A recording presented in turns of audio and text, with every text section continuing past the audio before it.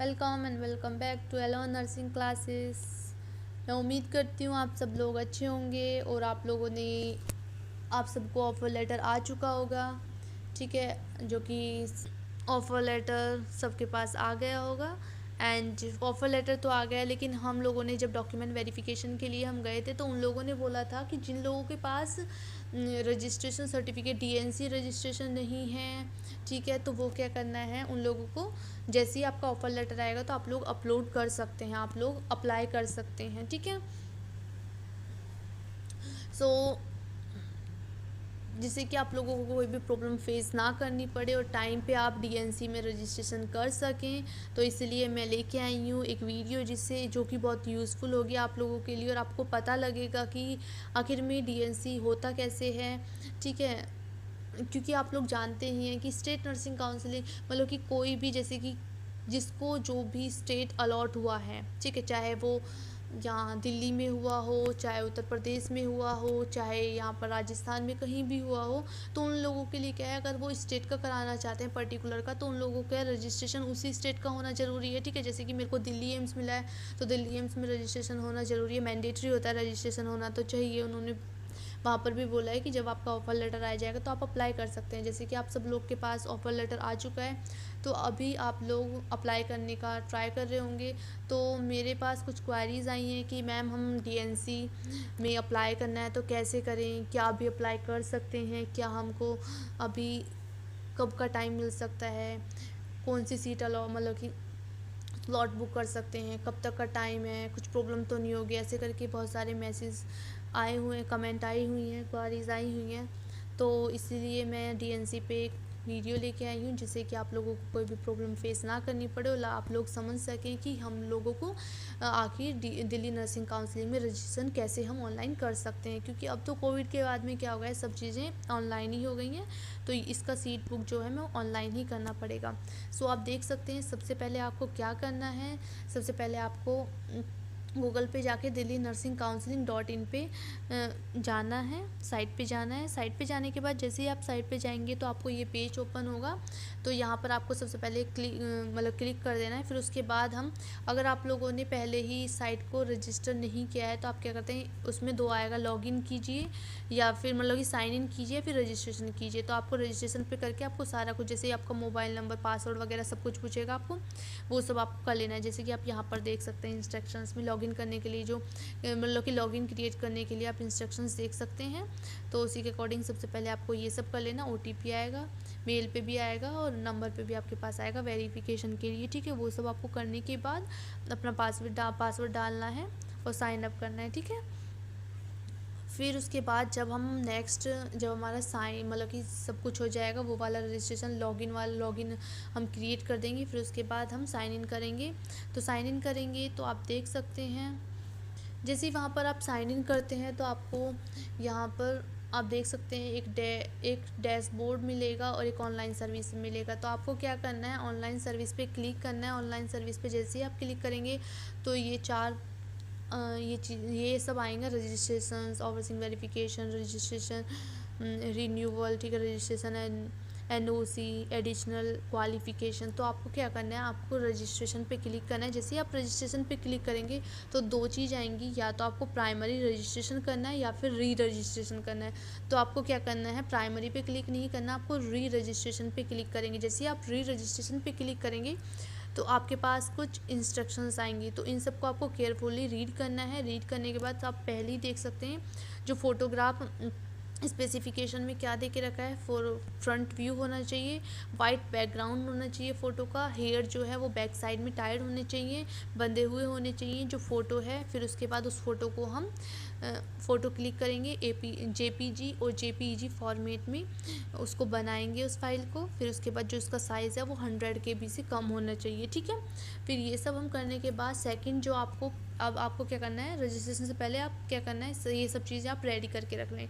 फिर उसके बाद सेकंड में हम क्या करेंगे, अपने जो सिग्नेचर्स करने हैं उसको इमेज क्लिक करनी है, इमेज फाइल बनानी है जेपीजी और जेपीजी फॉर्मेट में, और उसका साइज़ भी हम 100 KB से कम का ही रखेंगे। फिर उसके बाद थर्ड में लिखा हुआ है, यहाँ पर क्या करना है, scan copy of dual field and attested form of registration, self attested होना चाहिए लेकिन ये, ठीक है, इसमें आपको क्या करना है, इसको आप डाउनलोड कर सकते हैं। जैसे ही आप यहाँ पर डाउनलोड पे क्लिक करेंगे तो एक रजिस्ट्रेशन फॉर्म जो है वो खुल के आएगा। तो जैसे ही आप उस रजिस्ट्रेशन फॉर्म को जैसे कि मैं दिखा देती हूँ एक बार आपको, जैसे आप डाउनलोड करते हैं तो डाउनलोड करते हैं तो आपके पास एक फॉर्म आता है, जैसे कि आप यहाँ पर देख सकते हैं।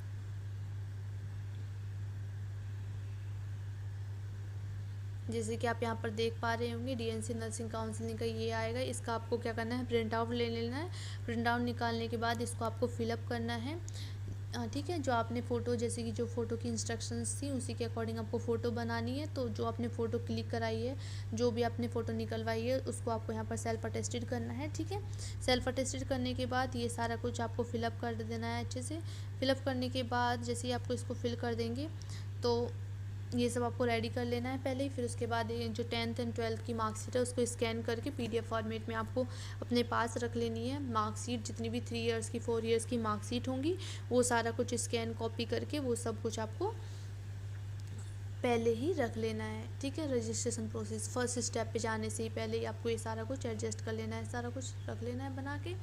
फिर उसके बाद जो भी डिप्लोमा डिग्री सर्टिफिकेट्स होंगे वो भी आपको स्कैन करके ओरिजिनल होंगे। हमें ये नहीं करना है कभी हम ऐसे करेंगे जो फ़ोटो कॉपीज़ रखी हुई है उसका स्कैन करके उसको अपलोड करने, नहीं, जितनी भी होंगी सारा ओरिजिनल होना चाहिए, फ़ोटो कॉपी वाला हमें नहीं करना है। ठीक है, एक चीज़ आपको अच्छे से ध्यान रखनी है।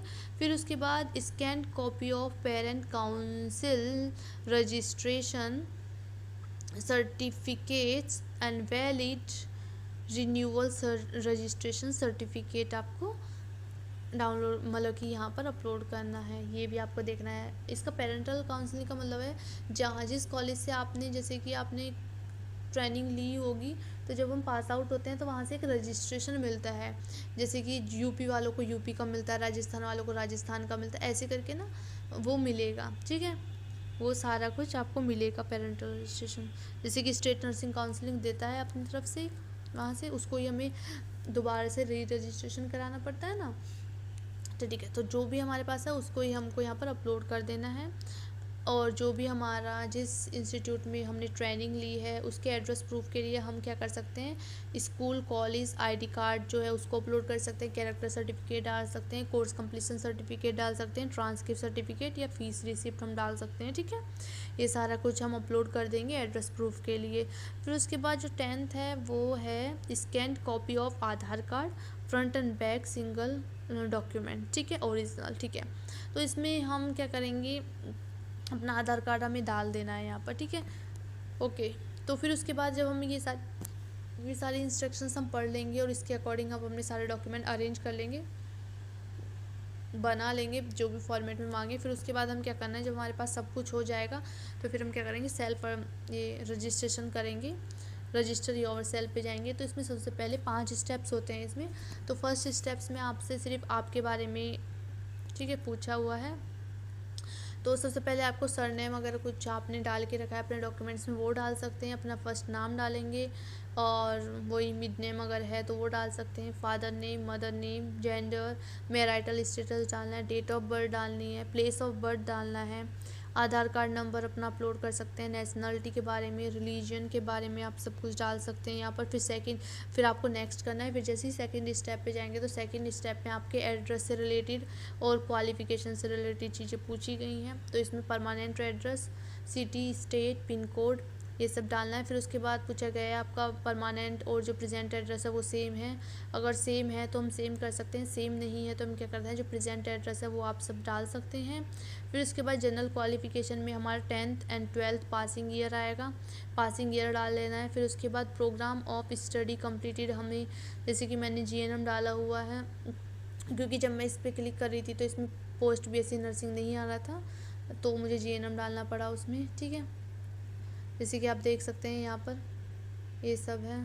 ठीक है, ओके। तो फिर उसके बाद आपको डेट ऑफ कोर्स ये सब कुछ डाल देना है, सारा कुछ फिल करना है। फिल करने के बाद आप नेक्स्ट करेंगे। हाँ, एक चीज़ हो रहा है इसमें, name and address of employer working presently. देखो मेरा क्या था, अगर कोई वर्क कर रहा है प्रेजेंटली तो आप वहाँ पर डाल सकते हैं जिन्होंने NOC वगैरह कुछ किया हुआ है। ठीक है, तो अगर आप वर्किंग नहीं हैं तो आपको क्या करना है, आपको क्या करना है, क्योंकि अब तो हमारे पास ऑफ़र लेटर आ चुका है तो हम एम्स का डाल सकते हैं, ठीक है।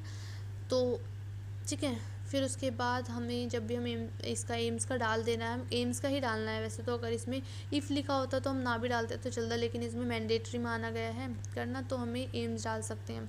तो ये सब करने के बाद हम नेक्स्ट करेंगे थर्ड स्टेप पे। जब भी जाते हैं तो जितने भी डॉक्यूमेंट्स वहाँ पर पूछे गए थे वो सारे कुछ आपको देख के सारे कुछ अपलोड कर देने हैं, ठीक है। जैसे कि आप देख सकते हैं यहाँ पर photo, signature and application format जो मैंने आपको अभी थोड़ी देर पहले दिखाया था वो सारा कुछ, 10th class certificate, 12th class का सर्टिफिकेट एंड मार्कशीट 3-4 ईयर्स की, जितनी भी किसी के पास जीएनएम वालों के पास 3 ईयर्स की होगी।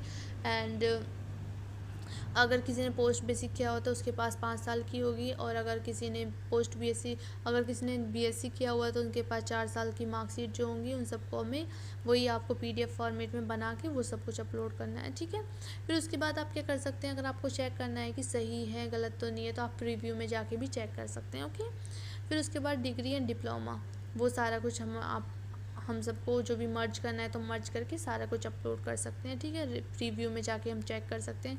तो ये सारा कुछ जैसे कि parental council registration certificate, address proof के लिए ये सारा कुछ, आधार कार्ड, ये सब डालने के बाद हमें क्या करना है, नेक्स्ट कर देना है। नेक्स्ट करेंगे तो हम अपने 4th स्टेप पे पहुँचेंगे। 4th स्टेप में क्या है, पेमेंट गेटवे के बारे में पूछा गया है। तो उसमें क्या होता है, जब भी हम पेमेंट पे जाते हैं तो वो कुछ ऑप्शंस होते हैं कि आपको बैंक से करना है, नेट बैंकिंग से करना है, वॉलेट से करना है, यूपीआई से करना है। तो मैंने यूपीआई से किया है, तो 1000 हमें पेमेंट करनी है। पेमेंट सक्सेसफुल होने के बाद आपको नेक्स्ट करना है। नेक्स्ट जैसे ही आप करेंगे तो आपका फिनिश वाला बटन आएगा। तो जैसे कि आप देख सकते हैं जो डेट है, मैंने अपॉइंटमेंट डेट जो है वो 2 जनवरी 2023 को ली है, और जो टाइम है वो ये 9:14 का लिया हुआ है। तो जैसे ही मैंने सबसे पहले मैंने नवंबर में देखना ज़रूरी समझा, तो नवंबर में जब भी मैंने देखा तो वहाँ पर सारे स्लॉट जो थे वो बुक हो चुके थे, तो मैं वहाँ पर कोई भी डेट सिलेक्ट नहीं कर पाई। तो फिर उसके बाद मैंने दिसंबर में चेक किया तो दिसंबर में भी सारे स्लॉट बुक हो चुके थे। फिर उसके बाद जब मैंने जनवरी पे गई तो 1 जनवरी का मैंने सोचा फर्स्ट का करते, तो फर्स्ट का स्लॉट भी बुक हो चुका था, तो मैंने 2 जनवरी का चूज़ किया और 2 जनवरी का हो गया मेरा पॉइंट, मतलब कि फ़िक्स हो चुका है, फिनिश हो, ठीक है। अपॉइंटमेंट टाइम मैंने देखा तो मुझे जो अप्रोप्रिएट लगा, मुझे 9:14 अप्रोप्रिएट लगा, ठीक है, ओके। तो ये सब इसके 5 स्टेप्स है। 5 स्टेप कंप्लीट होने के बाद आपको क्या करना है, अगर आपको प्रीवियस करके देखना है तो आप वो भी देख सकते हैं। फिर फिनिश बटन पे क्लिक करेंगे तो ऐसा आएगा। फिर उसके बाद जैसे कि मैंने तो कंप्लीट कर लिया है ये सब कुछ, तो इसलिए इसमें ऐसे दिखा रहा है। फिर उसके बाद मैं ऐसे करती हूँ, तो जैसे कि आप सब जानते हैं कि मैं अप्लाई कर चुकी हूँ, तो मुझे क्या करना है, अगर मुझे रीप्रिंट लेना है कंफर्मेशन पेज का तो हम रीप्रिंट ले सकते हैं। इस पर क्लिक करेंगे रीप्रिंट में और हम अपना रीप्रिंट ले लेंगे, ठीक है। और हमें अगर दोबारा से स्लॉट बुक करने हैं तो हम रीसिलेक्ट पे जा सकते हैं, रीसिलेक्ट पे जाके हम क्लिक कर सकते हैं। तो आपका ये सब होने के बाद आपको क्या करना है, तो आपका मतलब कि ये स्लॉट बुक हो चुका है। फिर आपको ये सब जिस डेट को आपने स्लॉट बुक किया है उस डेट को आपको रेडी रहना है और आपको अपने डीएनसी का अप्लाई करना। और एक और बात है, जब भी आप जैसे ही आप यहाँ पर अपना डालेंगे, पूरा कंप्लीट हो जाएगा सक्सेसफुली, जब आपका कंप्लीट हो जाएगा तो आपके मेल आईडी पे एक मैसेज आएगा कि जो आपको जैसे ही मेरे पास आया था 2 जनवरी को 2023 को आपको रेडी रहना है 10:14 से 10:50 के बीच में, ठीक है। हाँ, 10:50 के बीच में आपको रेडी रहना है। लेकिन यहाँ क्या है, वहाँ पर हमें जाना नहीं है कहीं, ये ऑनलाइन प्रोसेस होगा, ऑनलाइन वर्चुअल मीटिंग होगी, तो उसी के दौरान हमें वही अटेंड करनी है, उसी में वो लोग रजिस्ट्रेशन करेंगे, ठीक है। तो हमें कहीं जाने की ज़रूरत तो नहीं पड़ेगी, सारा कुछ होगा वो ऑनलाइन ही प्रोसेस होगा, ओके, ठीक है। तो थैंक यू सो मच। अगर आप लोगों को कोई भी डाउट हो, अगर अभी भी आपको कोई क्वेरी हो कि हाँ आपको फिर भी कुछ समझ नहीं आया है, तो आप लोगों को क्या करना है, कमेंट बॉक्स में कमेंट कर देना, तो मैं जल्दी से जल्दी उस पर दूसरी वीडियो बनाने का ट्राई करूँगी या फिर आपको रिप्लाई करने का जल्दी से कोशिश करूँगी, ठीक है।